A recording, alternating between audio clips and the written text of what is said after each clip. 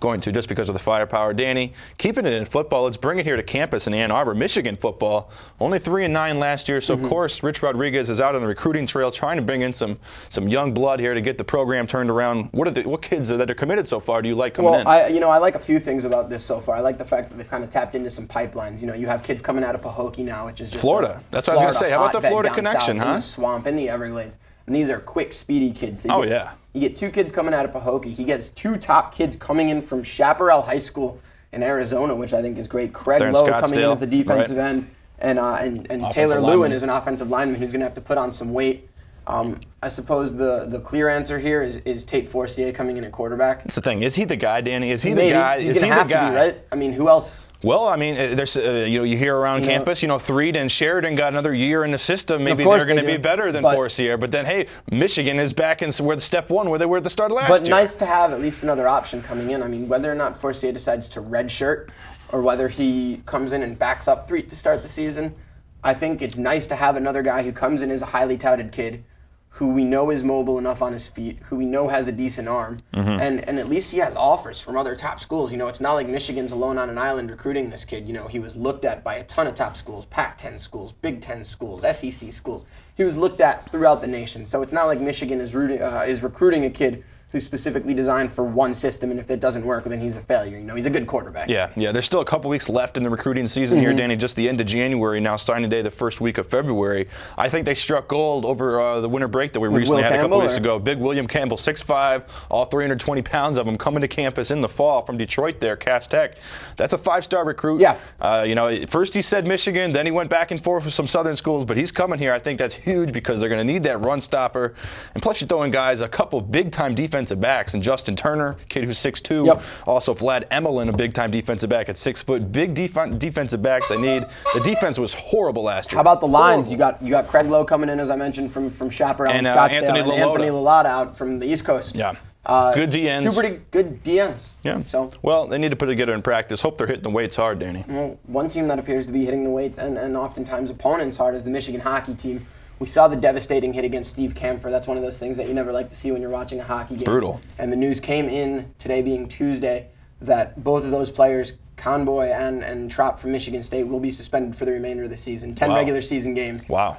So they're out for those 2 hits. Well, but punishments aside, the Michigan hockey team does sweep Michigan State swept them for the season, actually, all 5 games. 5-0 this year against State. And, it's not really saying much. But they needed this. Coming off of Bowling Green, can you argue that this State puts is them on like the the right worst foot? team in the CCHA Okay, well, this do they year. keep it up against the Irish? Bowling Green was 11th, and Michigan scored 1 goal. That's going to be tough. They're going to have to go to the Joyce Take a look Center at down in South Charlie Bend. Clinton there dancing it up. Oh, he's getting his groove on. But, hey, Jeff Jackson's got a good squad down there in South Bend this year, one of the top teams in the country. It's an away game, first game in South Bend, second game in Ann Arbor.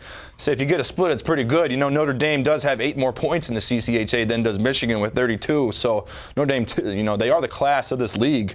Michigan, it's key to note, Danny, with this sweep over Michigan State, they are in the 4th spot now in the CCHA. Tied with 2 other teams, Alaska, Nebraska, Omaha. But it's key to be in that top 4, as you know.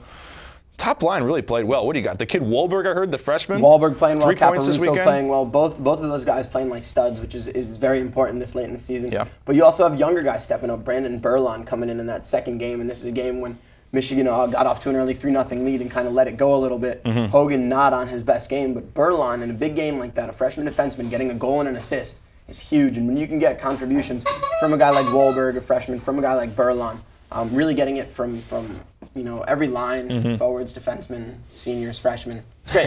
Yeah, they're starting to turn it around, Danny. To round out our top segment for today, let's talk a little baseball, huh? Major League Baseball, New York Yankees, always in the news, it seems. They got Andy Pettitte signed for a 1-year deal. That came out.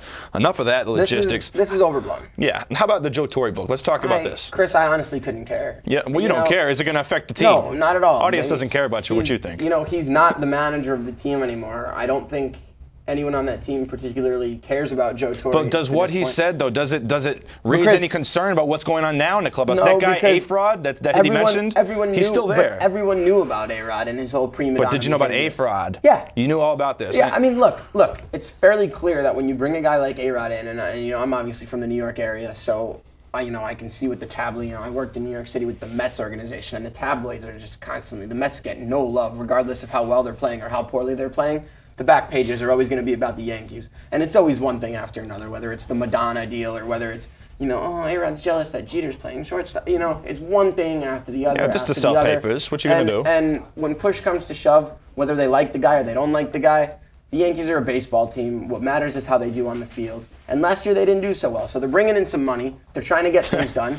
And just a little bit of money. What matters is how they do on the field. I don't think any of this clubhouse chemistry is really a concern for them because as they've shown in the last few years, they're not worried about clubhouse chemistry. I think it shows, They're worried about No, it shows. getting the best players I think on a this is baseball team. exactly why it shows the Yankees' struggles, especially in the second half of this decade, because when it comes down to the postseason, when you need to be a team, when you need to be united, they don't have it's just not right. there because you got a guy like A-Rod who can't even go out and get a cup of coffee. He's got such a thick head and such a big ego. You can't have a really good a team atmosphere like that, and you need to be a team to win. We see that every year. Well, Chris, and the Yankees ain't winning. You and I are a team, and we do lots of winning. Dominant. We're going to take a quick commercial break. When we come back, we're going to have our alley-oop crew on for some main event basketball talk. Stay with us.